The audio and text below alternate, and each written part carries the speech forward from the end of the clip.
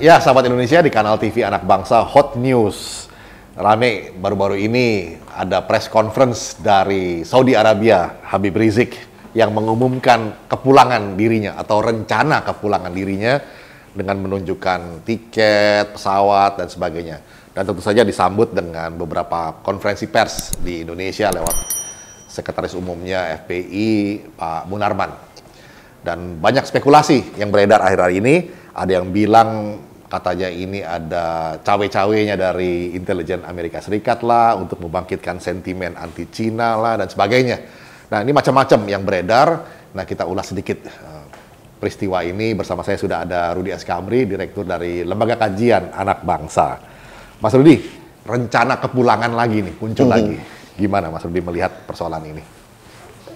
Ya, pertama ya kita belum tahu beliau ini mau pulang benar atau tidak. Gitu kan. Ini kan sudah berpuluh-puluh kali gitu ya. Rencana kepulangannya tidak terjadi. Kalaupun jadi pulang, kalau menurut keterangan dari dubes kita yang di Arab Saudi ya, itu bukan sekedar pulang biasa. Itu adalah pulang karena dideportasi. Oh, ya itu kan ketentuan dari Arab Saudi begitu.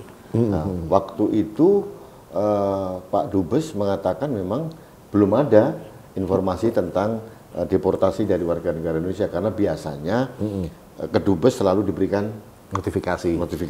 Nah, ini belum ada. Tapi belum tentu itu perkembangannya mungkin bisa sangat dinamis ya, Mas. Iya. Oke. Jadi perlu diluruskan satu hal, bahwa kalaupun Pak Rizik Syihab ini pulang, bukan sekedar pulang seperti biasa dengan seenaknya, tapi ada masalah tentang izin tinggal di sana dan harus dideportasi. Ini yang harus diluruskan, jangan sampai menjadi suatu isu yang diplesetkan ke sana kemari. Itu satu.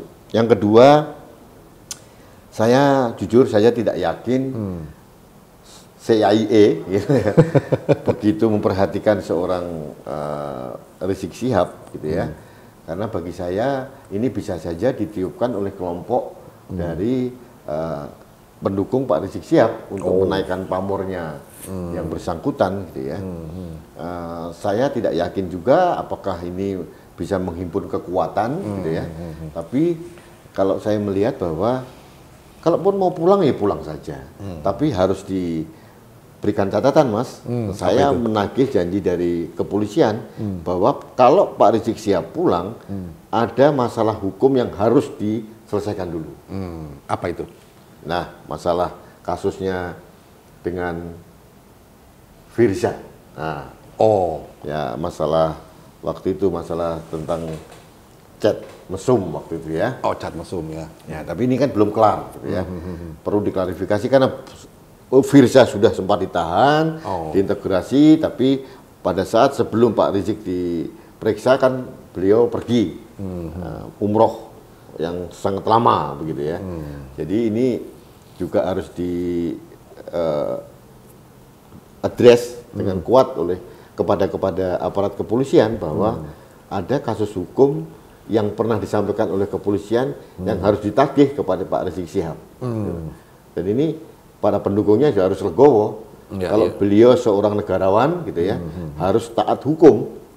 Kalau lihat dari banner-banner yang dipasang oleh pendukungnya Pak Rizik Syihab, itu kan beliau mengatakan NKRI harga mati gitu. Jadi harusnya kalau beliau mencintai NKRI dan Pancasila, beliau harus taat hukum. Apapun resikonya gitu. Belum tentu kasus dengan Firza itu beliau bersalah, belum tentu juga. Tapi kan harus dipertanggungjawabkan. Dan semua harus dibuktikan ya lewat proses pengadilan ya. Kita sendiri juga tidak bisa menjudge gitu ya, menghakimi bahwa dia selalu pasti salah gitu ya. Atau mungkin sebaliknya pasti benar, belum tentu juga. Biarlah pengadilan yang memutuskan. Nah, Mas Rudi, kalau kita bisa memilah-milah beberapa fragmen dari fenomena kepulangan Pak Habib Rizik ini, mulai dari keberangkatannya dia pada waktu mesti mempertanggungjawabkan kasus dengan Firza Husein, kemudian kenapa dengan label umroh itu bisa sekian lama tinggal di sana, yang kedua. Yang ketiga, bagaimana dia bisa pulang, urusannya legal dengan pemerintah Saudi Arabia itu sendiri, statusnya sebetulnya persisnya apa. Yang ketiga, kalau dia pulang, pertanggungjawabannya apa secara hukum, dan bagaimana para pendukung seharusnya bersikap, dan juga masyarakat Indonesia bagaimana harusnya menyikapi isu ini. Ini mozaik yang mesti Mozaik yang harus dijahit ya. Ini kan harus kayak satu mozaik harus ditata ulang kan. Iya. Tapi kan harus diluruskan satu hal, Mas, bahwa kepergian Pak Rizik Syihab ke Arab Saudi dalam waktu yang lama itu mau tidak mau harus diakui bahwa itu terkait masalah hukum yang belum selesai di Indonesia. Iya. Yang khususnya terkait dengan Firza Hussein, gitu kan. Pertanyaannya yang tadi saya sampaikan, apakah salah atau tidak, biarlah hukum yang memutuskan kan. Tapi kan pertanyaan publik adalah, kenapa mesti begitu lama tidak pulang-pulang ya? Atau kenapa pada waktu dipanggil oleh pengadilan atau kepolisian malah dia perginya? Nah, seolah kesannya kayak, maaf ya, melarikan diri begitu. Ini waktu itu kalau saya mengingatkan kembali ke publik bahwa Pak Rizik Syihab itu kan merasa dikorbankan atau dijolimi, gitu kan? Padahal waktu itu kalau kita lihat dari bukti-bukti dari kepolisian yang diekspos itu memang benar-benar terjadi komunikasi lewat WA, gitu kan, dan yang membuat Pak Rizik Syihab agak lemah posisinya adalah pengakuan dari Firza Hussein sendiri loh. Nah, ini belum terjadi. Tapi apapun terjadi, Mas, ini biarlah hukum yang berbicara. Yang paling penting adalah Polri mempunyai keberanian untuk memeriksa ini. Masalah benar atau tidak biar pengadilan yang memutuskan. Oke, yang kedua saya address kepada Pak Rizik Syihab untuk berani tampil menghadapi hukum. Terus yang ketiga saya hanya bicara bahwa kenapa dia lama di sana, ya pasti ada masalah politis nih, Mas. Karena waktu itu menjelang Pilpres gitu ya, Pilpres yang kedua kan. Itu berapa tahun yang lalu, kemudian sudah menjadi rahasia umum bahwa beliau tidak mendukung Presiden Jokowi waktu itu. Ya. Malah terjadi dia mendukung kelompok yang rivalnya Pak Jokowi gitu ya. Dan yang terjadi memang kan sering banget nih, mulai Pak Prabowo, Amin Rais, Fadli John, sama siapapun sering berkunjung toh, berkunjung ke sana gitu loh. Dan kalau saya melihat strategi dari pemerintah, Mas, mungkin lebih baik ya untuk stabilitas keamanan waktu itu ya, waktu itu lebih baik beliau ada di luar. Oh begitu ya? Ya tidak menimbulkan kegaduhan, ya, karena ini kan bisa menciptakan instabilitas keamanan toh. Nah sekarang ini kepulangan beliau ini tidak boleh kita lepaskan dari kaitan rentetan demo-demo yang terjadi, Mas. Jadi ini kan momentum yang dipakai oleh kelompok mereka, entah siapa yang mendanai Pak Rizik Syihab atau yang mensponsori mereka pulang, tapi itu harus diwaspadai oleh pemerintah dan kita semua bahwa ini terkait dengan penolakan kelompok orang terhadap Omnibus Law. Ya. Ini bukan Omnibus Law-nya, Mas. Ini momentum yang dipakai. Nah, ini api ini sedang panas ini, ya. Perlawanan terhadap pemerintahan itu sedang ganas, sedang pemerintah sendiri juga ada weakness-nya yang tadi masalah kesalahan administrasi dan sebagainya. Ini dimanfaatkan oleh kelompok sebelah ini untuk menciptakan opini bahwa Pak Rizik mau pulang. Nah, pertanyaan paling mendasar adalah benar pulang atau tidak. Nah, itu dulu kita tunggu dulu tanggal 10 November apakah benar beliau akan landing di Soekarno-Hatta, Cengkareng, ya. Kalau tidak, ya kita kan nggak perlu kaget, Mas, karena sudah berapa kali itu isu-isu ini kan sering beredar dan saya katakan kemarin ini adalah upaya untuk merawat harapan. Merawat harapan ya. Nah, ada dua pertanyaan penutup nih, Mas Rudi. Tanggal 10 November adalah D-Day atau hari H-nya. Katanya jam 9 ya. Nah, kalau dia akhirnya pulang, katakanlah begitu ya, apa implikasi yang mungkin terjadi? Kemudian kalau dia tidak jadi pulang, apa juga implikasinya bagi kelompoknya? Ya, oke. Saya harus mengakui kecermatan dari kelompoknya Pak Rizik Syihab, mengapa dipilih tanggal 10 November, Hari Pahlawan. Jadi gitu ya. Ini akan di format, di framing bahwa ada kepulangan pahlawan, gitu kan. Nah, ini kan versi ya, Mas ya. Kalau Mas tadi bertanyakan implikasinya apa, pasti demam ini akan semakin meningkat memang. Eskalasi perlawanan terhadap pemerintah semakin meningkat sudah pasti, gitu ya. Karena apapun terjadi harus kita akui sosok Pak Rizik Syihab ini adalah pemersatu dari beberapa kelompok yang jadikan figur perlawanan, simbol perlawanan kepada pemerintah.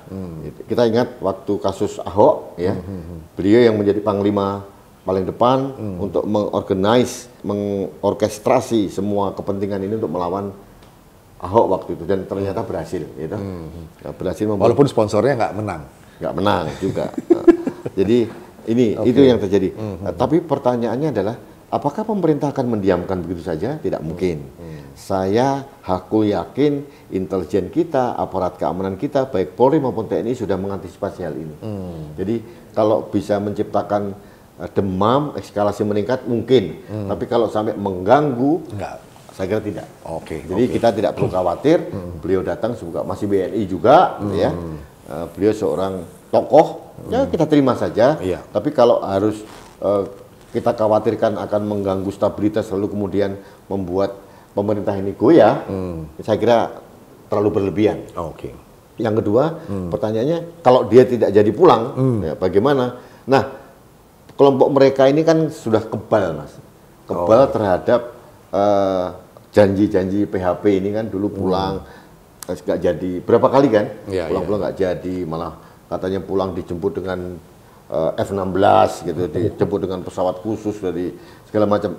Ini kan sudah sering terjadi, dan bagi mereka, Mas, akal sehat mereka sudah tidak bisa digoyahkan, karena itu keyakinan terhadap sosok Pak Rizik Syihab ini sudah masuk ke amigdala, otak alam sadarnya mereka, cerebral cortex, cerebral cortexnya mereka, jadi ya susah gitu ya. Tapi yang jelas, kalau saya bilang memang lebih baik pulang atau tidak, kalau saya sih lebih baik nggak usah pulang. Nah, biar pandemi ini selesai, stabilitas ini mulai mulai stabil kembali, Mas, keamanan ini. Tapi kalaupun mau pulang ya monggo saja, karena saya yakin pemerintah sudah mengantisipasi ini dan tidak akan mengganggu. Dan ada pendapat mengatakan begini, Mas Rudi, bukankah lebih baik dia pulang dan menyelesaikan kasus hukumnya supaya lebih cepat, lebih baik selesai, jelas statusnya apakah benar terbukti atau tidak terbukti? Ini kan logika pragmatis akal sehat kita, Mas. Cuma masalahnya kan hitung-hitungan mereka masalah politis gitu kan. Nah, makanya ini kita tunggu saja keberanian dari aparat negara, dalam hal ini Polri, untuk menegakkan hukum gitu loh. Apakah law enforcement ini diperlakukan sama kepada setiap orang warga negara Indonesia gitu loh, Mas. Nah, kalau Polri dalam hal ini bersikap tegas memperlakukan orang itu sama di mata hukum, harusnya diperiksa. Yang jelas-jelas kasusnya belum kedaluarsa, Mas. Ya, kan harus diselesaikan gitu. Ada beberapa kasus yang lain mungkin ya, tapi yang paling vital itu adalah kasus yang kemarin, yang sebetulnya kasus ini kan sebetulnya nggak terlalu politis banget lah, ini kasus personal sebetulnya. Kasus personal bagi saya, kalau saya jadi Pak Rizik Syihab ya datang saja klarifikasi benar atau tidak. Karena dulu kan juga ada kasus serupa yang diprotes oleh Pak kelompoknya ini yang sama, tentang Ariel kalau nggak salah ya. Nah, sama saja. Jadi mereka ini sering membuat standar ganda, Mas. Ya, jadi kalau bagi mereka apa yang dilakukan Pak Rizik Syihab, kalau benar ya, kalau benar dengan Firza Hussein itu, menurut pengakuan Firza Hussein, itu bagi mereka sah-sah saja. Ini hubungan personal seorang imam besar. Gitu kan. Gitu. Tapi kalau itu menyangkut orang lain, ini standar moral berbeda ini, Mas. Gitu ya. Tapi ya sudahlah, kita yang di luar kelompok mereka, kita juga maklum lah bagaimana sih kita menyikapi ketaatan yang sudah di atas akal sehat gitu loh. Di atas itu. Normal. Ya, sahabat Indonesia, keadilan tetap harus ditegakkan dan setiap orang berhak mendapatkan keadilan, termasuk Pak Habib Rizik Syihab berhak mendapatkan keadilan. Oleh karena itu, proses pengadilan juga harus tetap berjalan supaya jelas statusnya. Pulang atau tidak itu tidak jadi soal. Kita lihat saja nanti, dan semua tentu ada implikasi yang kita sikapi secara dewasa saja. Dan bukan satu hal yang perlu dilebih-lebihkan. Saya kira Indonesia adalah negara hukum harus ditegakkan. Demikian, sahabat Indonesia, kita jumpa lagi di Hot News berikutnya. Indonesia taat hukum.